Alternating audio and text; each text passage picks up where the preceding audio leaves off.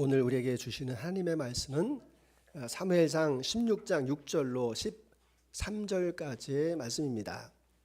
구약성경 434면에 있습니다.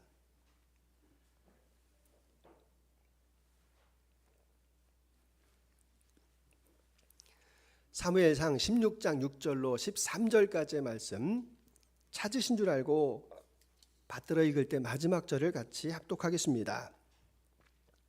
그들이 오매 사무엘이 엘리압을 보고 마음에 이르기를 여호와의 기름 부은 자가 과연 주님 앞에 있도다 하였더니 여호와께서 사무엘에게 이르시되 그의 용모와 키를 보지 말라. 내가 이미 그를 버렸노라. 내가 보는 것은 사람과 같지 아니하니 사람은 외모를 보거니와 나 여호와는 중심을 보느니라 하시더라.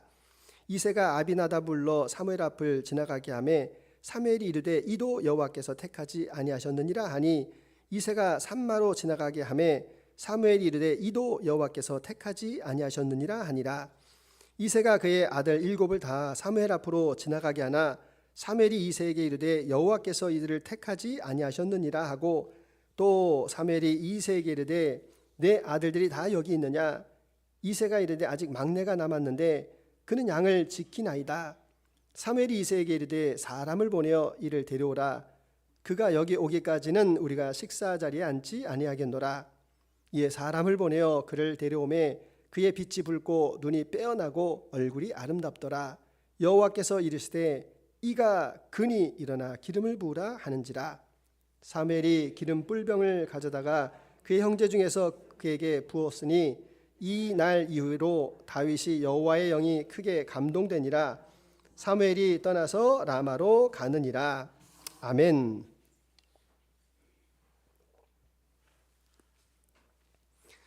북한강에 있는 유일한 다목적 댐이 소양강 댐입니다.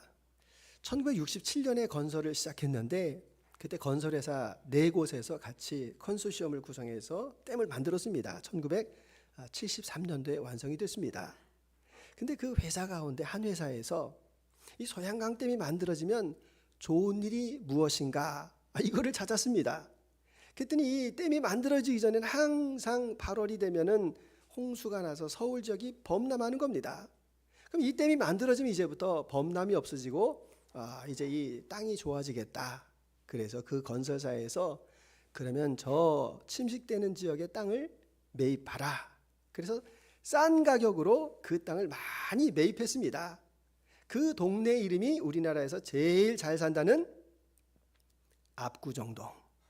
거기에다가 현대아파트, 현대백화점, 아산병원 이렇게 들어서 있습니다. 야, 그 정종 회장의 그 다른 사람이 보지 못하는 그 통찰 대단하다라는 생각이 들지 않습니까? 이런 이 통찰, 세상적인 용어로 통찰이라고 하는데 신앙적인 용어로는 분별이라고 이야기합니다. discernment라는 단어인데 이 분별이 어떤 뜻인가? 여러분 우리 같이 한번 읽어보겠습니다.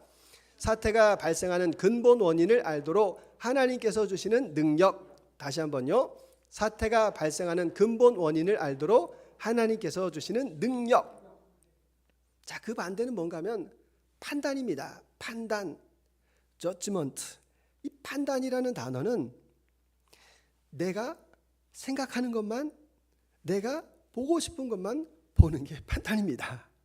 그러니까 하나님의 뜻이 아니고 사람의 생각, 나의 뜻, 이것을 우리는 판단이라고 합니다.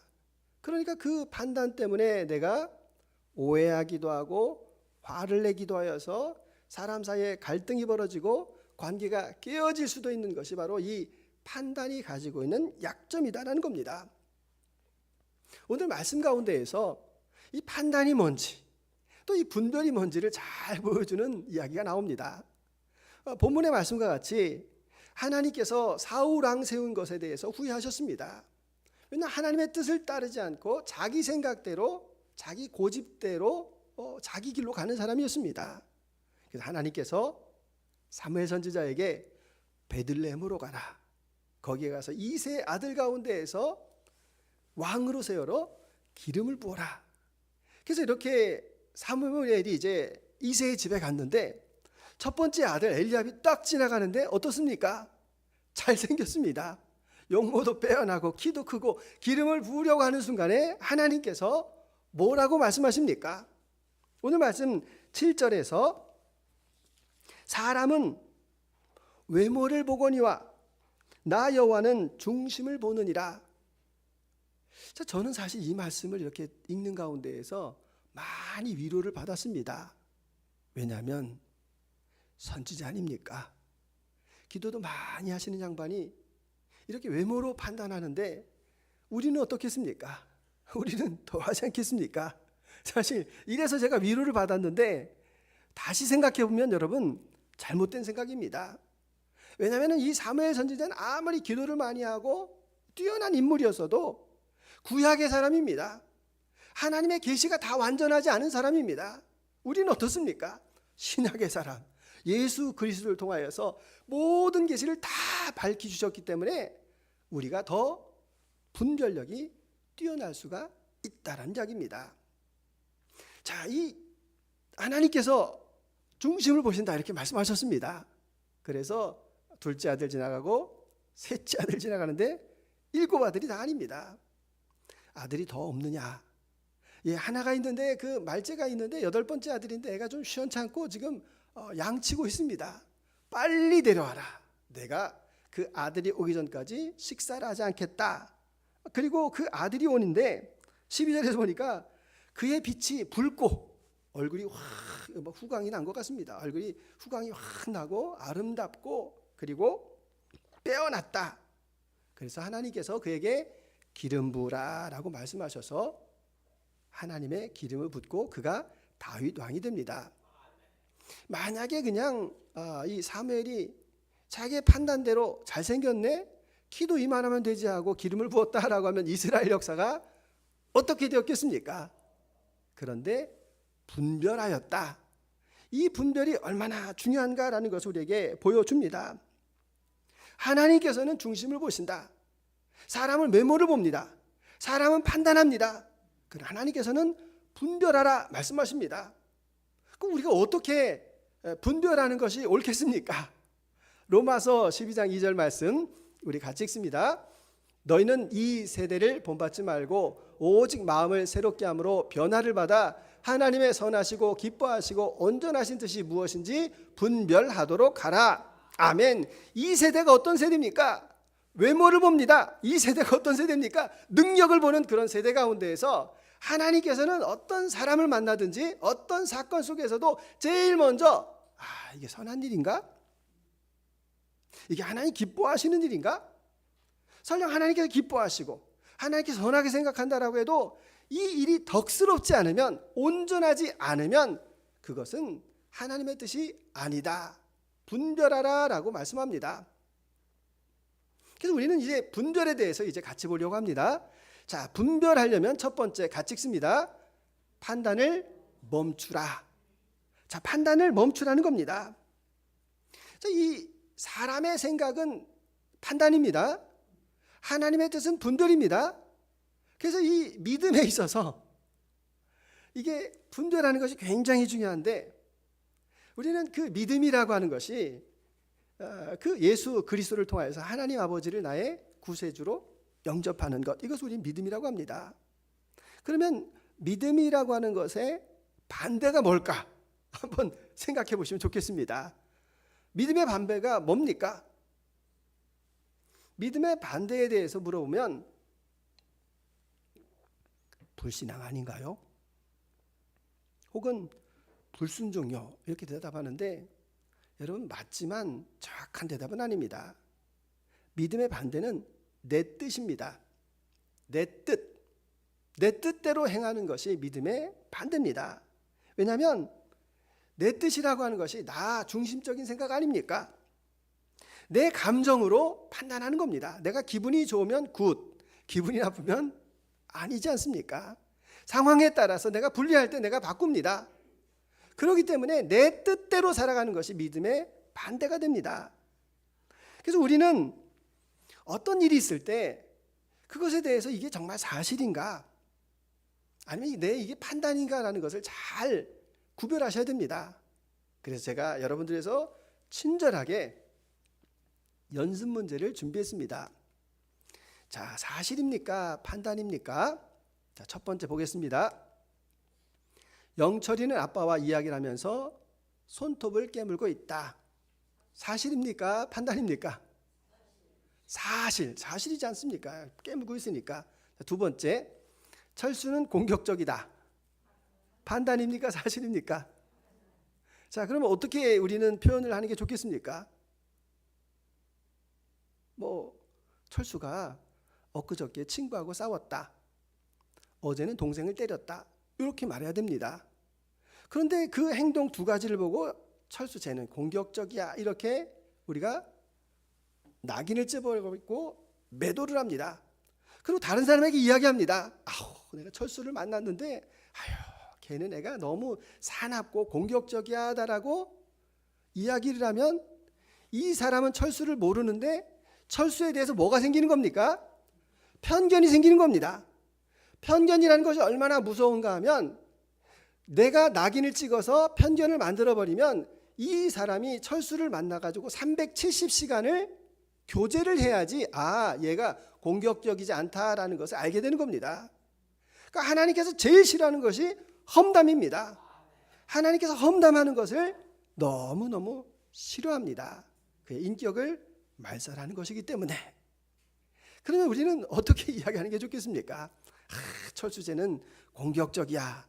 이렇게 말씀하시면 안 되고 사실적으로 내가 엊그저께 철수를 봤는데 친구를 때리더라. 어제는 동생하고 싸우더라.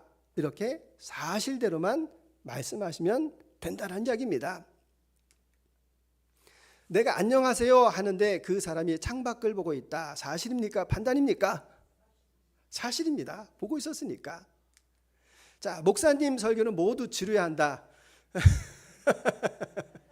웃고 있으면 사실이고.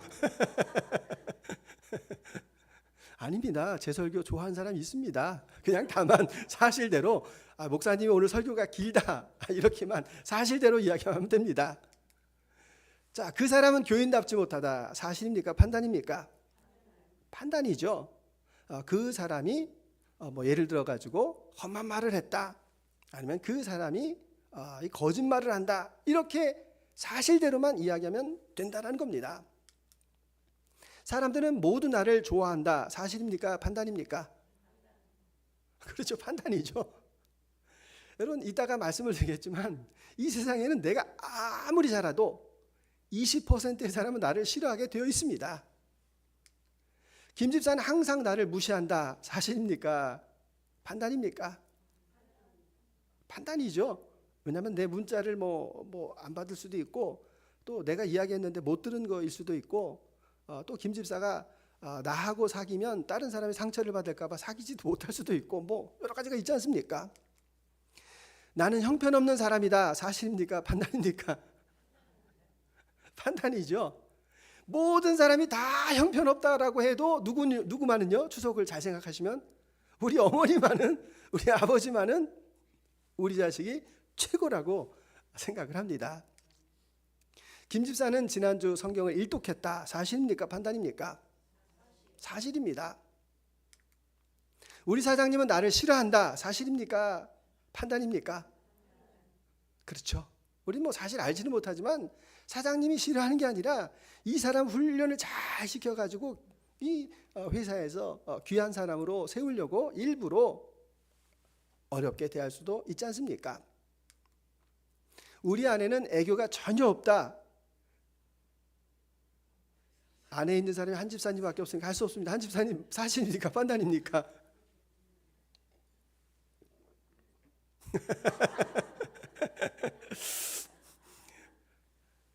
반찬 잘하는 것도 애교입니다. 꼭 옷 입을 때 가서 이렇게 옷매무실 이렇게 쓰다듬어 주는 것도 여러분 애교입니다. 자, 우리 아이가 철수와 놀다 코피를 흘리며 집으로 왔다. 사실입니까? 판단입니까? 사실입니다. 자, 여기 프레드릭 부크너라는 사람의 이야기 같이 한번 읽어봅니다. 관찰하라. 그보다 더 중요하고 선심 깊은 일은 없다. 잘 관찰하라. 그게 바로 좋은 믿음이다. 이렇게 말을 합니다. 그래서 우리는 어떤 이야기를 들을 때가 있습니다. 그럴 때 우리가 중요한 것이 무엇인가 하면 그것에 대해서 동조하지 않는 겁니다. 왜냐하면 내가 이 사람 말만 들었지 이 사람 말은 아직 들어보지 않았지 않습니까? 그러니까 그때는 우리가 하는 말이 그런가? 여러분 다 아시지만 같이 합니다. 그런가? 내 판단을 중지하겠다는 이야기입니다. 내가 그 사실을 다 알지 못하니까, 그 사실은 누구만 알 수 있는가 하면 하나님만 알 수 있고 나는 아직 분별하지 못하니까 나는 그냥 그런가, 그래서 나의 판단을 멈추겠습니다. 이것이 분별의 첫걸음이 됩니다. 두 번째가 경험하랍니다. 여러분, 우리는 너무 쉽게 판단을 하는데 아리스토텔레스가 이런 이야기를 합니다. 세상에서 제일 어려운 것이 자기 자신을 보는 것이고 세상에서 제일 쉬운 것이 남에게 충고하는 거다. 저도 공감합니다. 저도 남의 단점이 왜 그렇게 잘 보이는지 저도 잔소리를 많이 합니다. 그런데 나를 돌아보는가? 이 부분에 있어서는 우리가 너무너무 약한 점들이 많이 있지 않습니까? 사실 우리가 이 세상이 돌아가는 원리를 알면 우리가 조금 더 이해하기가 쉽습니다. 세상에는 페로몬의 법칙이라는 게 있습니다. 78대 22 이렇게 이야기하는데, 이 개미들을 이렇게 보니까 개미들이 다 부지런히 일하는 것 같은데 다 일하는 거 아닙니다. 22%의 개미만 열심히 일을 하고 나머지 78%는 놉니다. 그래가지고 이 노는 거 있으면 안 되지 해가지고 일 잘하는 애들을 또 이렇게 뽑아가지고 걔네만 따로 모았습니다.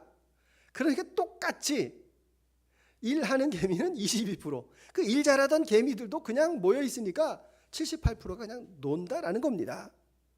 근데 이게 굉장히 이 세상의 법칙과 운행 가운데서 많이 있는데, 우리의 몸을 잘 보시게 되면 우리의 몸 가운데에서 이 물, 피로 구성되어 있는 것이 대략 한 78% 되고 유기질이 22%가 됩니다.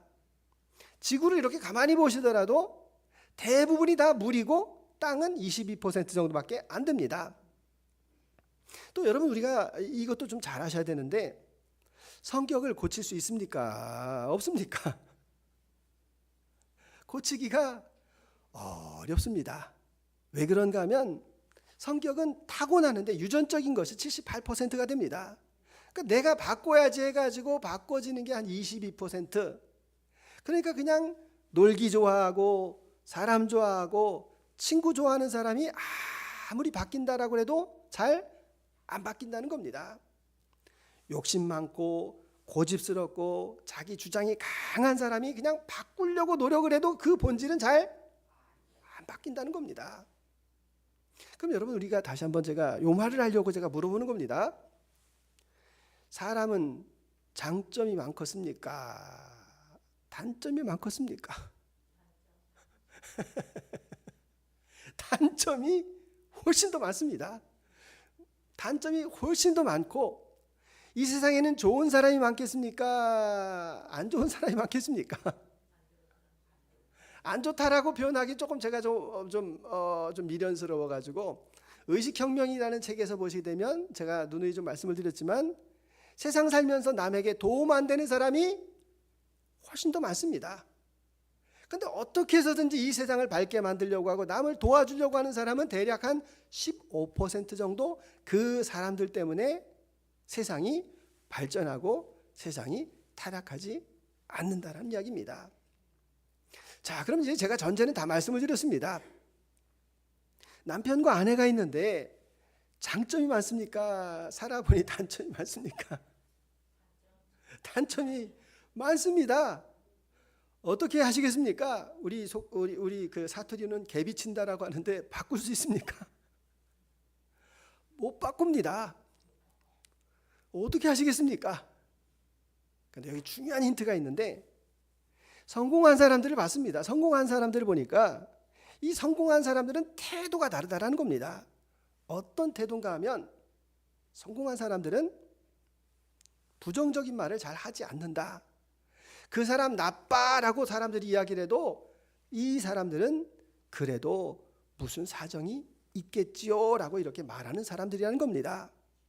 그러니까 똑같습니다. 부부 사이에도, 가까운 친구 사이에도 단점이 많은데 그 단점을 보고 계속해서 충고를 하면 관계가 깨지는 겁니다. 어떻게 하는 게 좋겠습니까? 제가 추석에 운전을 이렇게 하고 피곤해가지고 제가 소파에 이렇게 누워 있습니다. 근데 예를 들어가지고 저희 아내가 아유 휴일이 됐는데도 밖에도 안 나가고 어떻게 소파에만 있냐고 이렇게 이야기하면 제가 화딱지가 확 나지 않겠습니까? 그럴 때 지혜로운 아내는 여보 운전하느라고 얼마나 힘들었어요 이렇게 이야기하는 겁니다. 또 거꾸로 아내가 있는데 남편이 보고서 아유 추석 때 무슨 음식을 그렇게 많이 해가지고 지금도 또 아직도 전 먹고 있냐고 또 이렇게 말하면 안 되는 겁니다.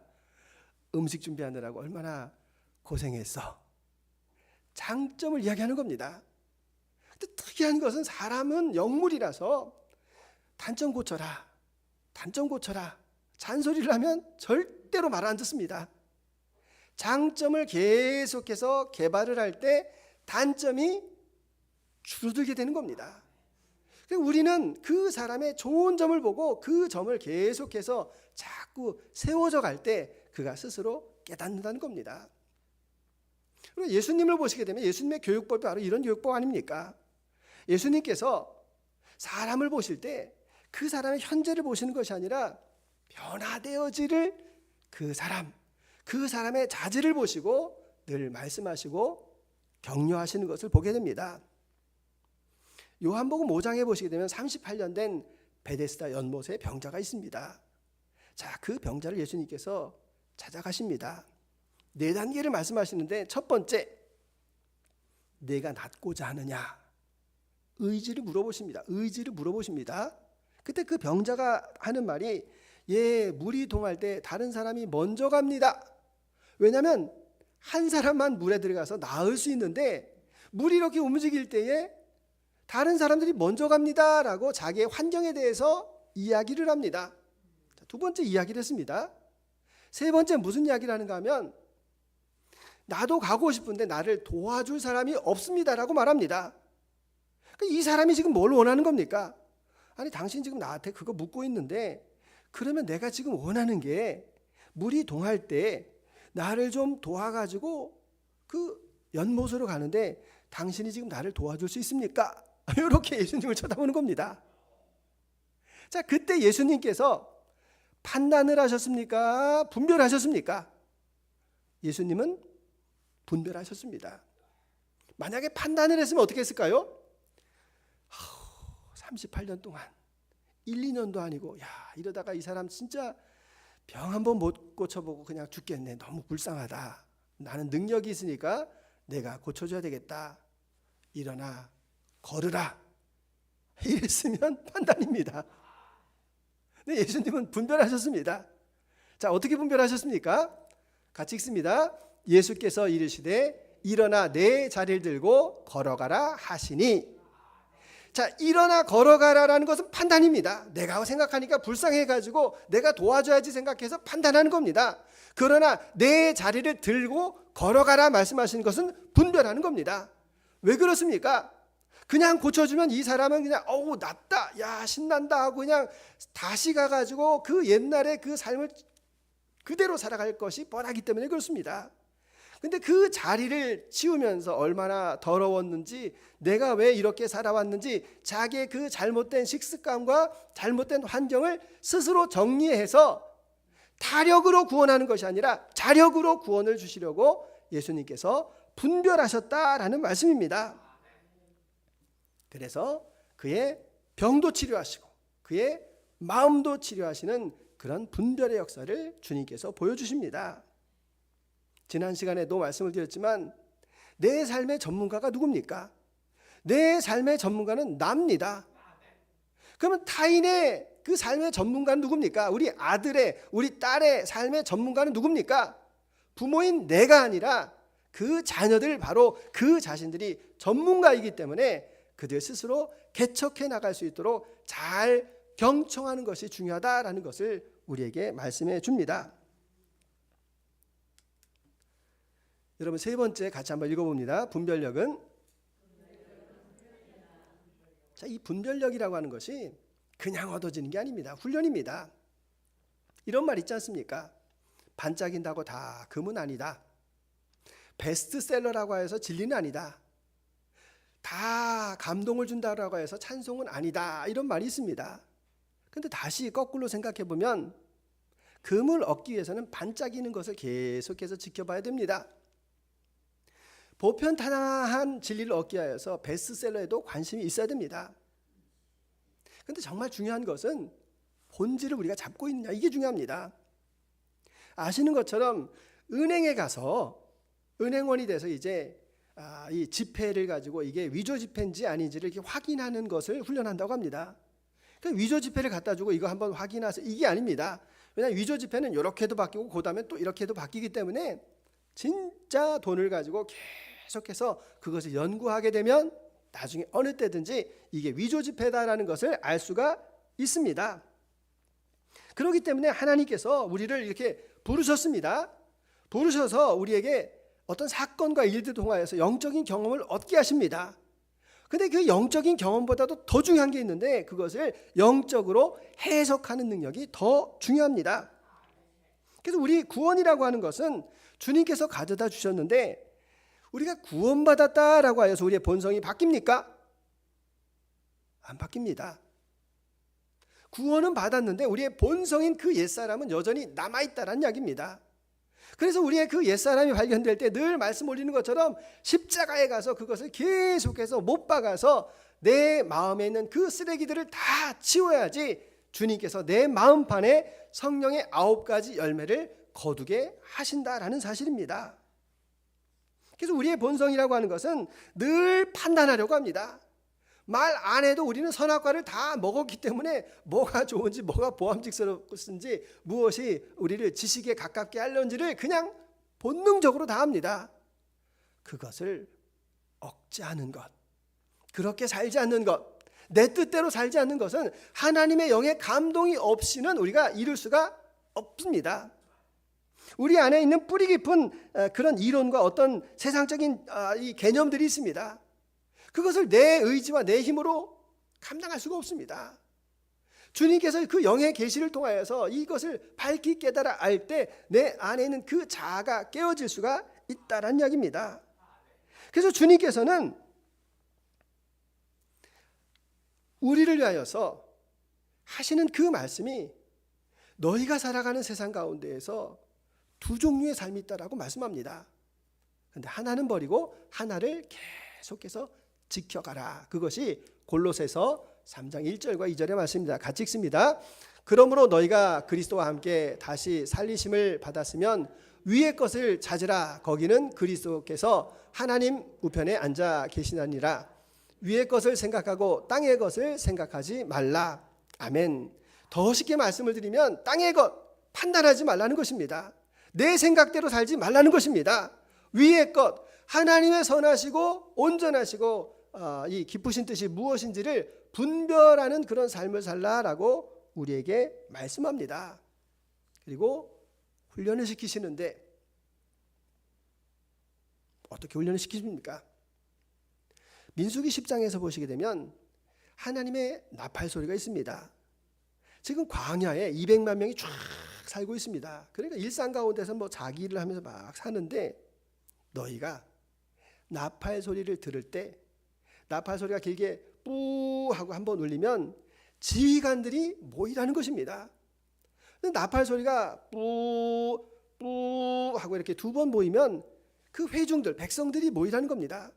근데 나팔 소리가 더 길게 뿌 하면서 계속 길게 울면 이거는 위급한 상황이니까 동쪽에 있는 지파들 먼저 모이고 또 길게 울면 서쪽의 지파들이 다시 오고 또 더 길게 울면 남쪽에 있는 지파들이 다 모이라. 이게 나팔 소리입니다. 데살로니가서에서 예수님께서 천사장의 호령과 그 나팔 소리라고 이렇게 하시는 그 말씀의 의미를 우리가 잘 기억한다면 우리는 세상 가운데서 내 힘대로 내 열심대로 열심히 살아가는 겁니다. 근데 그 나팔 소리가 들리게 되면 귀와 감각을 가지고 그 나팔 소리에 집중하셔야 되는 것이 바로 신앙의 훈련입니다. 몇 년 동안 했나요? 40년 동안. 40년 동안 그와 같은 훈련이 이루어졌다라는 것을 우리가 꼭 기억해야만 합니다. 그래서 우리는 육체의 것을 쳐서 하늘에 복종하는 사람들입니다. 그래서 오늘 이 말씀과 같이 히브리서 5장 14절 같이 읽습니다. 단단한 음식은 장성한 자의 것이니 그들은 지각을 사용함으로 연단을 받아 선악을 분별하는 자들이라. 아멘. 단단한 음식이 있습니다. 이 단단한 음식은 어린아이들은 못 먹습니다. 누가 먹는 겁니까? 이가 좋은 사람이, 성인이 먹을 수가 있습니다. 장성한 자가 먹을 수 있는 것이 바로 이 단단한 음식인데, 그 영적으로 깨어있는 사람, 높은 의식을 가지고 있는 그 사람이 되려면 나의 지각을 사용함으로 하나님께서 주시는 연단을 받아서, 훈련을 받아서 선악을 분별해야 된다라고 우리에게 말씀하고 계십니다. 그래서 육에 속한 사람이 아니라 영에 속한 사람이 되기를 원합니다. 그것을 위하여서 우리가 성품 달력을 보시게 되면 이번 10월 달에 나오는 그림이 바로 이 베레아 사람들입니다. 베레아 사람들은 그 말이 사실인가 해서 날마다 성경을 상고하였다 이렇게 말씀합니다. 또 여호수아서에서 보시게 되면 하나님께서 모세의 종 여호수아가 지도자가 됐을 때 오직 강하고 담대하여 나의 종 모세가 내게 명령한 그 율법을 다 지켜 행하고 좌로나 우로나 치우치지 말고 그리하면 내가 어디로 가든지 형통하리다라고 말씀해 주십니다. 그래서 우리가 성경의 말씀을 왜 읽습니까? 우리가 왜 하나님 앞에 왜 기도합니까? 또 우리가 성품 달력을 사용하고 있는데 어느 권사님은 그 성품 달력에 나오는 그 매일의 구절을 이렇게 다 읽어보신다고 합니다. 왜 그렇게 하는 겁니까? 그것은 하나님의 뜻이 무엇인지를 분별하기 위해서 그렇습니다. 하나님의 뜻은 승낙이 있습니다. 하나님의 뜻은 거절이 있습니다. 하나님의 뜻은 기다리라고 말씀하십니다. 하나님께서는 지금 즉시 그 일을 시행하라고 말씀하십니다. 그래서 yes, no, wait, now 이 네 가지를 주님께서 우리에게 말씀하십니다. 그래서 우리는 그 주님의 뜻을 분별하기를 원합니다. 이것이 바로 하나님께서 우리에게 원하시는 것입니다. 오늘 우리는 분별에 대해서 말씀을 전하고 들었습니다. 그런데 이 분별이라고 하는 것이 오늘 우리 시대에 예수님의 성품 가운데서 얼마나 중요한 성품입니까? 왜냐하면 우리 시대는 AI 시대이기 때문에 그렇습니다. 초연결 사회이기 때문에 그렇습니다. 너무 많은 정보가 있기 때문에 무엇이 하나님의 뜻인지를 정말 분별해야 되는 그런 시대가 바로 저와 여러분이 살아가고 있는 이런 시대입니다. 그래서 예수님의 성품 분별을 갖겠습니다. 예수님께서는 판단하지 않으셨습니다. 다른 사람을 판단하지 않고 그 사람의 이야기를 끝까지 잘 경청하셨습니다. 그리고 하나님의 뜻을 이해하셨습니다. 오늘 우리의 삶 속에서도 현재 나타난 모습으로 내가 쉽게 판단하지 않기를 원합니다. 내 생각을 멈추게 하시고 주님 이러한 일이 벌어지고 있는데 주님께서 지금 나에게 하시는 말씀이 무엇입니까? 그런 분별의 은혜가 저와 여러분에게 있기를 원합니다. 이 한 주간을 우리가 살아가면서 우리의 삶 속에서 일어났었던 일 가운데 이미 결론이 난 일들도 있습니다. 내가 상처받은 일이 있습니다. 나 때문에 상처받은 사람도 내가 압니다. 또 지금 나를 힘들게 하는 그 일이 있습니다. 이것을 놓고 다시 하나님 앞에 기도하겠습니다. 말씀을 읽겠습니다. 주님께서 원하시는 뜻이 무엇입니까? 내가 고쳐야 될 것이 무엇입니까? 라는 것을 내가 이 한 주간에 분별해 나가기를 원합니다. 그래서 사태가 발생하는 근본 원인을 알도록 하나님께서 주시는 그 능력, 그 분별이 저와 여러분 가운데 충만하시기를 소망합니다. 사랑과 은혜의 주님 감사합니다. 세상에 생각할 것도 많고 결정할 일도 왜 그렇게 많습니까? 그때마다 나는 조급한 나머지 판단하고 내 생각대로 결정하고 살아갈 때가 얼마나 많이 있습니까? 그 일로 인하여서 내 마음 가운데 불안함이 찾아오고 상대에게 상처가 되고 또 오해를 빚고 또 관계가 깨어지는 그러한 일도 있습니다. 주님, 내 혈기대로 내 생각대로 판단하지 않기를 원합니다. 주님께서 말씀하시는 뜻이 무엇인지 분별하기를 원합니다. 다른 사람의 이야기에 귀를 기울이겠습니다. 그 사람의 그 마음의 중심의 이야기를 들어보겠습니다. 그리고 하나님의 뜻이 무엇인지 깨달아는 지각 분별을 더욱 허락하여 주옵소서. 감사드리며 예수 그리스도의 이름으로 기도드립니다. 아멘.